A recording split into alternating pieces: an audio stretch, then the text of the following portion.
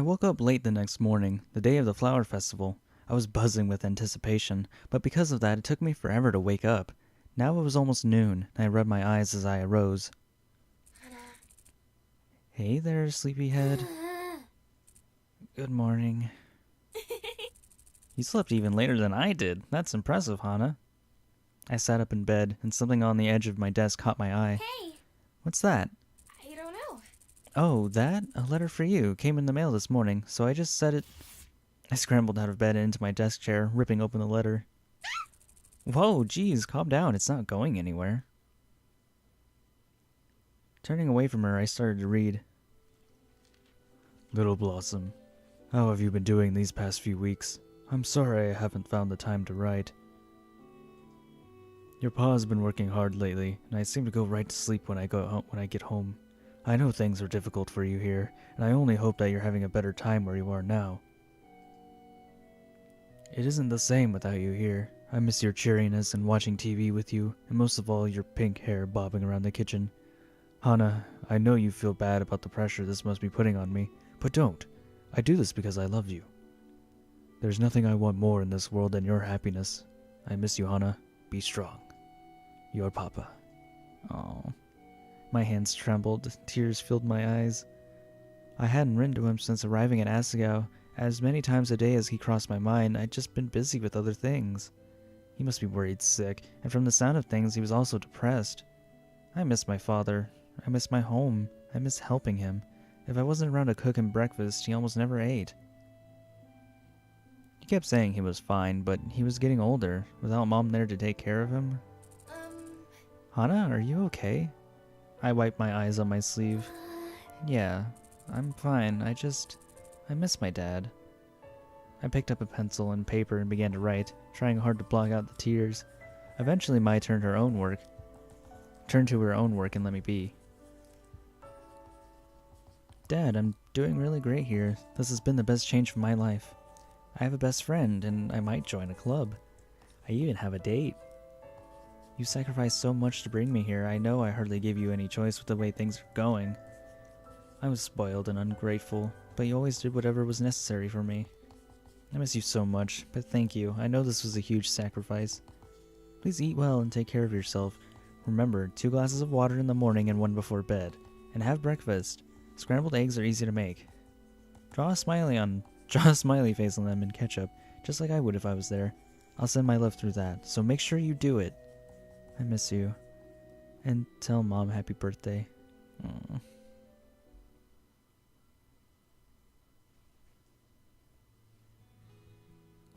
I walked to the festival area alone, wary of students and strangers passing by with friends and family. It was a little nerve-wracking to go to the festival to meet Jirard, rather than walk there with him. I felt silly in my yukata, overdressed even. No one was shooting me weird looks or anything, but the thought of wandering the festival alone and being stood up followed me like a hunting dog. There was a stall on the edge of the festival that sold beautiful silk scarves, apparently all created by the little old man behind the booth, and I stood at the corner of it, searching the crowd for Jirard. You okay there, miss? Oh, there's a wound there. I flushed. It must be more obvious that I was on edge than I thought. Yes, I'm fine, thank you. The old man watched me for a few seconds and I squinted at him. He looked oddly familiar. You know, it took me a while to get in the business of scarf making. I never set out to become a weaver. But I wanted to make a great present for my wife on our 20th wedding anniversary. Being a teacher in a poor town, I never had enough money to buy her one of the fancy silk scarves she wanted. I decided to make one myself. She showed it off to the entire town, and eventually I launched a side business selling scarves. Isn't that funny? Now I wonder whether it was meant to be. Why are you telling me this? You're a young lady alone at a festival. It's a good omen if I ever heard one. You can never guess what the future holds for you. Believe in yourself, alright? Believe that you're worth something, and something will come. So you... Hana! There you are! Jirard finally appeared, a sheepish look on his face. Sorry I'm late. Oh god, no, Jirard's an old man. Sorry I'm late. I hope you didn't wait long. Not at all. Not at all, boy. It's rude to keep a lady waiting, you know. Oh, he's so angry. The old man glared at Jirard, who flushed. Mr. Saitama, it's nice to see you. I wish I could say the same. Boys these days have no class. And speaking of class, don't forget about the test on Thursday. Oh. Yes, sir. Jirard grabbed the tip of my elbow. What? What? Leaning down to whisper in my ear. Let's get out of here. And then the old man disappeared. When we were a safe enough distance away, Jirard released me. Mr. Saitama's everywhere. He's a nice old man, but he sure can get on your case sometimes. He was really sweet to me. Really? Was he? That's great. Anyways, did you have somewhere in particular you wanted to go? I guess I would like to see the bonfire at some point. Other than that, no. All right. Great! Jirard reached into his pocket. He pulled out a weathered-looking scroll, which he unrolled with a flourish. You see, realizing that this was your first time here, I made a list of all the most important places we should visit. Huh. Of course, the truth is, they're all important, so they're all on here. But they're listed in order of most interesting, so we'll hit the most important areas first. Jirard, that's so kind of you. Already my legs were aching. Jirard laughed. It's no trouble for you, Hana. Oh. But again, I'm sorry I was late. This list is the reason. I've been working on it since you asked me. Almost ran out of time to take Mr. Saitama's class online quiz. That's why he was sassing me. Really? Oh, Jirard, you didn't have to go through all that trouble for me. I wanted to, and it was no trouble at all. See what I mean? See what I mean? People are what's most important, and I want to do my best to show you a good time. Jirard. Who was this arbiter of joy and goodwill standing before me? Was I really expected to believe that this was a teenage boy? I mean, look at that beard. There is no way that's a teenager. See that hand? That's a man hand. Oh man. Not only were his priorities in the right place, but he had also an unwavering sense of self. He was able to withstand the pressure of others without so much as breaking a sweat. But he was this nice to everybody, wasn't he? It wasn't just me. I wasn't special in any way. And why should I be? When had I ever done something to repay Jirard's kindness? Instead, I sat there like some kind of log, taking and taking. Taking and taking while he gave his all to ensure my comfort and happiness. I was the worst kind of person. What the fuck? What? You okay? You look kind of sad. I snapped back into reality. Jirard and I had kept walking, and now Jirard was pointing at a statue in the middle of the festival. A small woman with a flower-inspired design stood with her hands clasped, gazing happily over the festival denizens. To her right, even smaller than her, was an old man whittling wood. He was leaning against her, a sly smile on his face. It seemed like he would have been whistling. This is beautiful. Right? Isn't it? Right? They put it in the middle of the festival every year, but people are so busy trying to stay together and find the right stalls that most walk right past it. Well... As you can tell, it's the flower spirit and the man who loved her. They're both here to watch over the town in secret. She's clearly happy everyone is here. That's so sweet. Even after his death, he's still with her. Jirard chuckled. So you believe the myth? Well... Me too. The guys always give me crap about it, but I believe something like that could have happened. And what's the harm in believing in a little magic? That's true. Jirard winked at me. No, there was no way this was a teenage boy. So for our next stop, Jirard took me to what felt like every stall in the festival. Each place we got to, we only stayed for a few minutes. Time was a-wasting, and we had a list to churn through. I ended up learning more about Higanbana than I ever guessed. That an elderly nudist society came to the festival to advertise. Okay. That there was a lake just off the edge of town. That there was an entire alley made up of just crane games. We ate takoyaki, fried ice cream, flour ice cream, cotton candy, hot dogs, and funnel cake. We saw jugglers and acrobats, couples dancing in the streets, trees with petals that glowed in the evening light. And finally, when I genuinely felt like I was about to die, we went to see the bonfire. No. So how did you like it? Higanbana is a great place, isn't it? Yeah, it's great, really. We sat on a log near the edge of the clearing, and I resisted the urge to lay myself flat upon it. Mr. Yukata, my yukata would be a mess, and I couldn't afford to send it to dry cleaning. But you have rich friend. Did you like it? We didn't make it to everything, but that's okay. I saw you were kind of fading there. I mean, yeah. I can't keep up with you, I think. I don't have that much willpower. No. But I'm glad we saw all those things. Higanbana is a much more special place than I ever thought. Here I figured it was just some podunk throwaway town. You are correct. It is. A lot of Asagao students think that way. They go straight for the games or the food or hang around for an hour or two and then go home to sleep. There's all this build up to the festival that they don't even take advantage of it. Why bother going if you don't make the most of it? I'm getting the impression you're this gung-ho about everything you do. Apparently that struck a chord. It's just, if you're going to do something, why would you waste time being lazy about it? Either way, either do it or don't do it. It doesn't make sense otherwise. But this isn't something unique to me. The other guys think that way too. That's why we're all bonded so well, I think. Really? Somehow I doubted that. PBG fell asleep in class, Jirard seemed almost completely insincere in all of his interactions with the general female population.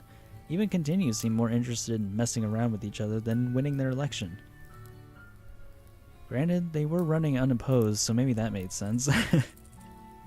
Yeah, I get that reaction a lot. We seem like such a carefree bunch, and we try hard not to make people sad. We just want to do what we love, you know? Play video games, hang out with people, find something that inspires us, and maybe, if it isn't too much to ask, contribute something to people. I think it's easy to overlook how hard we're all working, but if you knew where to look, you'd see how much we're all fighting. Jirard stared wistfully into the fire. So they were all secretly fighting hard, huh? Good for them. They at least knew something they wanted to fight for. Me, on the other hand, I had no idea.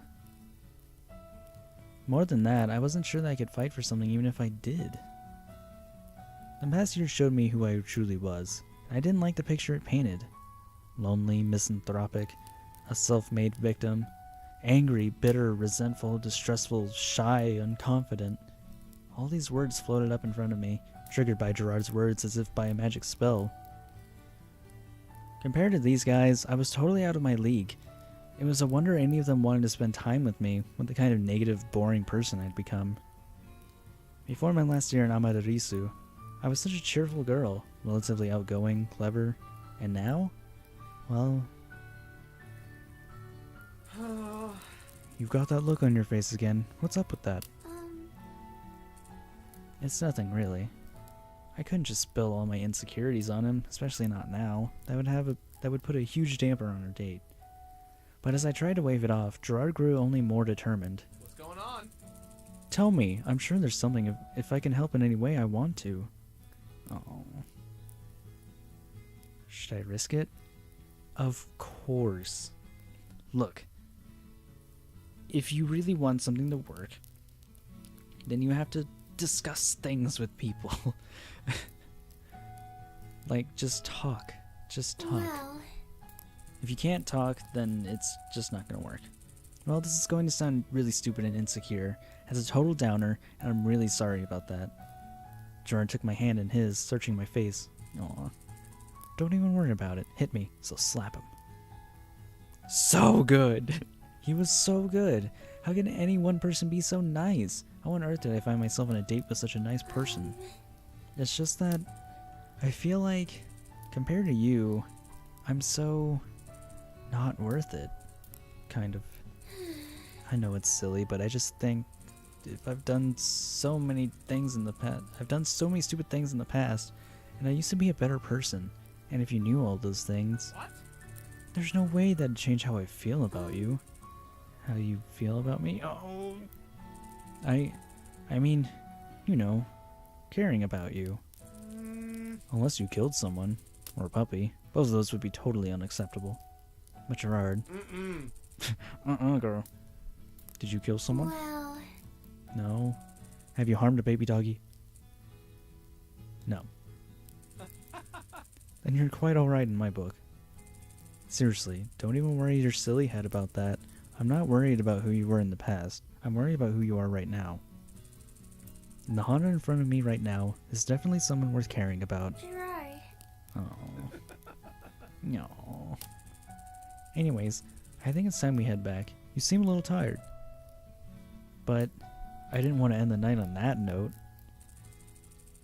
No need to push yourself on my account. We can always hang out more next week, right? Nani? Right, we can. Jirard stood and helped me off my ever-so-comfy log. This time we walked back through campus together, and I was totally at ease. Jirard's bright personality had a way of lighting up even the darkest of corners. It didn't take long until we were in front of my dorm, saying goodbye. Yes, Oh, thank you so much for asking me to the festival. Thanks. Thank you for asking me. Well, almost. Then I'll see you tomorrow? Ah, wait. He glanced away, a light blush on his cheek. Then with a firm nod, he dug his hand into his pocket. Oh my goodness. There was something I wanted to give you. When I saw it, it just reminded me of you, so... Sheepishly, he pulled an IBK out of his pocket. Oh, that's a thumbnail. It was bright pink, the same shade as the color of my hair, staring happily at me as if holding onto some secret all its own. Jirard. Jirard put an arm around my shoulders. Do you like her? She's called Chibiupa. Okay. I don't know if you were interested in IBKs, but every time I looked at her, I saw you, so... I figured even if you didn't like IBKs, you'd like this one. Jirard, it's adorable. That's great, I'm glad you think so. I'm so glad you think so. I keep it right by my bedside, so it'll be the first thing I see every morning and the last thing I see every night. I love it. Aww. How are you so... Oh, she's freaking cute, isn't she? That makes me really happy. Maybe I'll make an IBK collector of you yet. Anyways, you should get inside. Don't want you waking up all tired tomorrow. God, he's so considerate. Okay, thanks, Jirard. Good night. See you later. See you tomorrow. Oh. I shut the door behind me, heart soaring. Jirard was such a nice guy. Such a nice guy. I crossed the room and placed Chibiupa on the edge of my desk lamp, right next to my bed. Welcome to your new home. I hope you like it here. I giggled to myself, then lay in bed with a contented sigh. I really felt like I could be happy with Jirard. And the thought both thrilled me and terrified me. Whoa, that's weird. I was just reading a book that had that, like, Sorry, I kind of ruined a moment there. Ah.